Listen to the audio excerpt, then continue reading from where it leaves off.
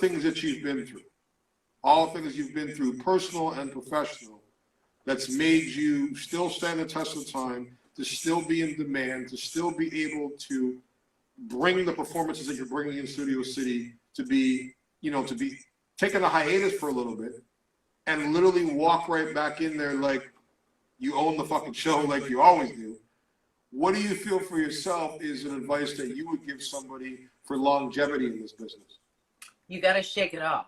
Whatever it is that gets you down or shakes your confidence, you got to be able to shake it off in order to move forward from it. So if you dwell on the mistakes you made in the last audition, or the bad note that you got when the casting director called your agent and said, you know, your face is swollen, or you didn't look right, or you're too old at 26, you got to be able to have that thick enough skin that you recognize that they are not, that's not God. You know, that is not the end of the road. Even getting blacklisted is not the end of the road. There's only so far that that can go, and so far that that can affect your career. Having confidence in yourself, but staying humble, being kind to everyone on the set, being kind and good. Not show up.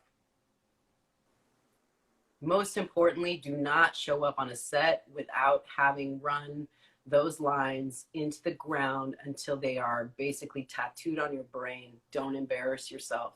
Know your craft, know your work, study those lines, because there's nothing really worse than that. I was watching Tarantino's Once Upon a Time in Hollywood night before last, and I was just stunned. Really incredible scene towards the end where Leonardo DiCaprio's, you know, character goes up on set and he can't remember his lines, and then he goes into the trailer and just goes nuts on himself and looks in the mirror and says, I'm gonna kill you, I'm gonna shoot you tonight if you do this again, if you embarrass yourself.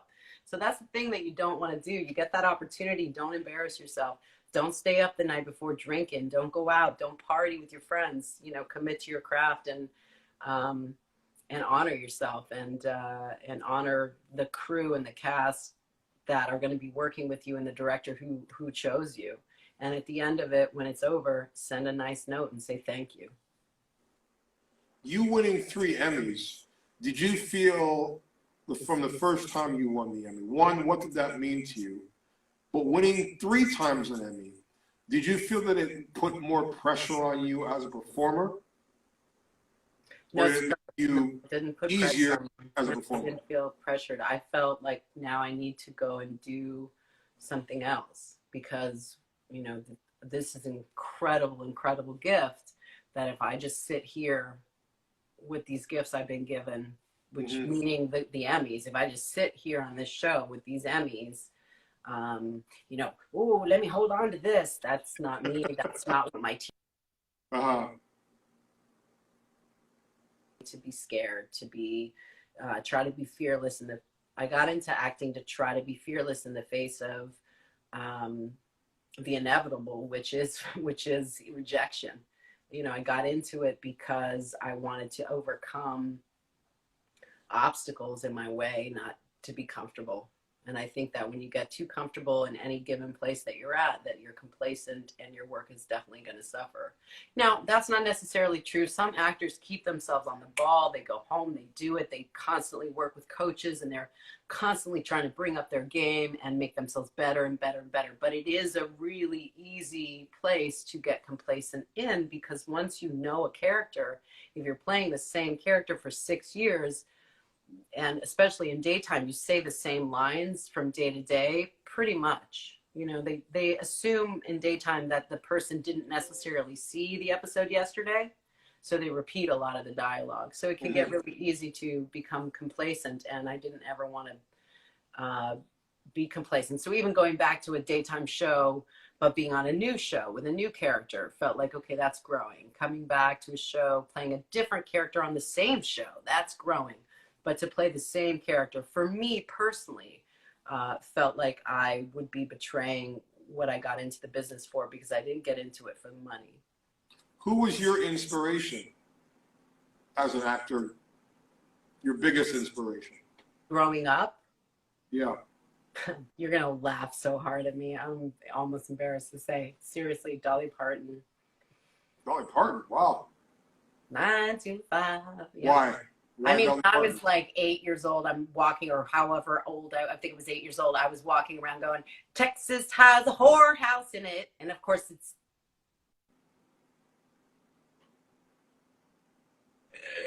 But I didn't know what the actual words were in the song. I was literally singing, Texas has a whorehouse in it. You know, Burt Reynolds and Cannonball Run and Dolly Parton. I loved their movies, and as a kid, that's what I was really, really drawn to. And there was another young actor who's just such an awful person that I won't bring up. So I'm just not gonna, I'm like, no, I'm not gonna go there. But yeah, it wasn't really, I wasn't allowed to watch television as a kid. I don't think I even mentioned that. Part of the reason I didn't watch daytime or any of that is I was not allowed to watch TV as a kid. I was made to go outside and play, and I was doing sports all day, every day. So I didn't have that opportunity. I loved films, and Dolly Parton was the star of the films that my dad would take me to see. And, otherwise Gandhi, like we would go see Gandhi, Ben Kingsley. But yeah, Dolly Parton, she was my idol. Do you have a drink near you right now? Do I have a drink? Yeah, but it's pretty much gone. Yes. Okay. I wanna do a toast right now because I'm not sure if you remember, if you know. Today is a day, an unfortunate day, that a lot of you watching this woke up to the news of someone who was my brother, someone who was family, who was one of the greatest men I've ever known, passed away on this day 2 years ago. Christophe St. John. And right now, wherever you're at, who's ever watching this, if you have a drink, I want to hold it up.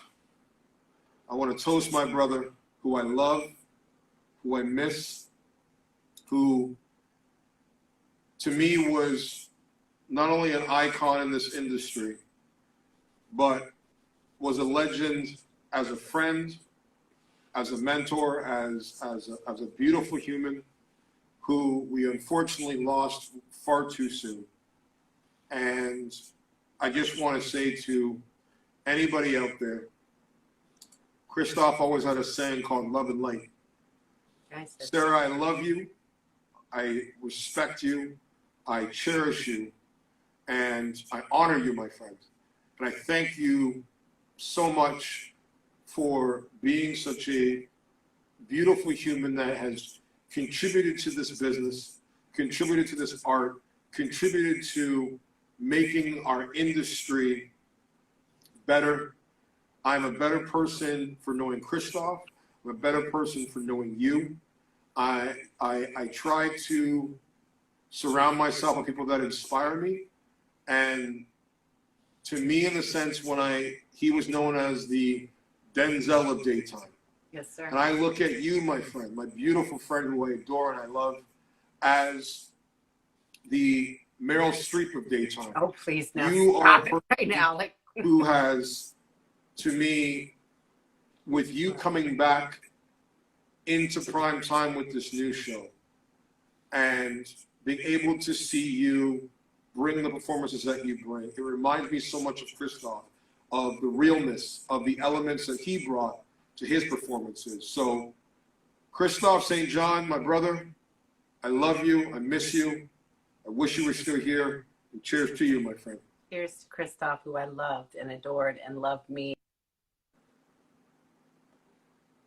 What did Christophe mean to you? I know what he meant to me, but what did he mean to you? He was